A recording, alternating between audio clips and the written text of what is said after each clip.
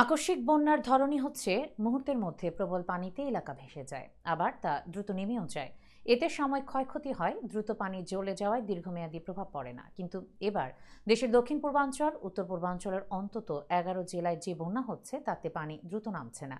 এই বন্যায় ডুবে গেছে হাজারো মানুষের বাড়িঘর, বিপদে পড়েছেন তারকাদের আত্মীয় স্বজনেরাও। বিস্তারিত জুনায়েদ আহমেদ সৈকতের ডেস্ক রিপোর্টে।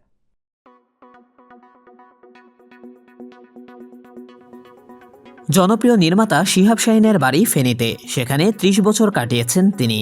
বাবা মা কেউই বেঁচে নেই। নোয়াখালী সদরের সোনাপুর এলাকায় তার খালার বাড়ির নিচতলায় বন্যার পানি ঢুকে গেছে। তিনি তার আত্মীয় স্বজনদের খোঁজখবর নেওয়ার চেষ্টা করলেও বিদ্যুৎ বিচ্ছিন্ন থাকায় মোবাইল ফোনে কারো সঙ্গে যোগাযোগ করতে পারছেন না।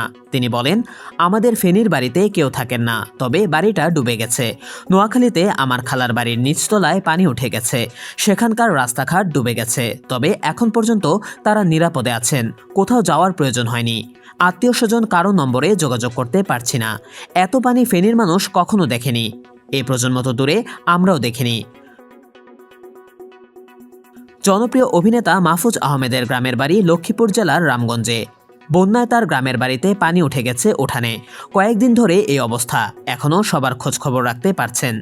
তিনি বলেন, চৌমোহনী, নোয়াখালী, ফেনী, পরশুরাম, ছাগলনাইয়ার দিকে যেভাবে পানির ঢল এসেছে, আমাদের এদিকটায় তা আসে নাই এখনও।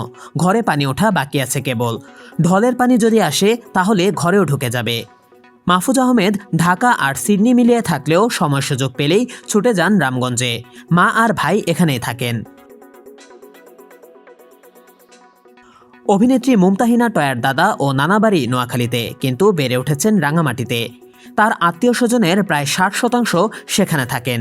অভিনেত্রী জানালেন, তার 2 খালার বাড়ি অর্ধেক ডুবে গেছে। তারা আপাতত তার মামার বাড়িতে গিয়ে উঠেছেন। টয়া বলেন, আমার ফুপুর বাড়িও প্রায় অর্ধেক ডুবে গেছে। এখান থেকে আমরা কিছুই করতে পারছি না, তবে সেখানে কিছু টিম কাজ করছে। এই অঞ্চলে উদ্ধারের পাশাপাশি ত্রাণের প্রয়োজন। আমার দাদা বাড়িতে স্কুল মাদ্রাসা আছে, সেখানে অনেক মানুষ আশ্রয় নিয়েছে। ভারতের জি বাংলার রিয়েলিটি শো মিরাকেল আক্কেল চ্যালেঞ্জার্স দিয়ে পরিচিতি পান জামিল হোসেন। এরপর থেকে নিয়মিত অভিনয় করছেন, মাঝে মধ্যে গানও গেয়ে থাকেন। এই তারকার গ্রামের বাড়ি মাইজদি শহরের বাবুনগরের হাসানহাট এলাকায়। বন্যায় তার গ্রামের বাড়িতে পানি ঢুকে পড়েছে। ঘরে তার কোমর সমান পানি। অবশ্য বন্যার ভয়াবহতা টের পেয়ে জামিলের বাড়িতে থাকা পরিবারের সদস্যরা শহরের আত্মীয় স্বজনের বাসায় আশ্রয় নিয়েছেন। ফেনী শহরের নাজির রোডে রেলগেটের পাশে নির্মাতা গিয়াসউদ্দিন সেলিমের বাড়ি। ওখানে ভাই ও তার পরিবার থাকেন। মা ঢাকা আর ফেনী মিলিয়ে থাকেন।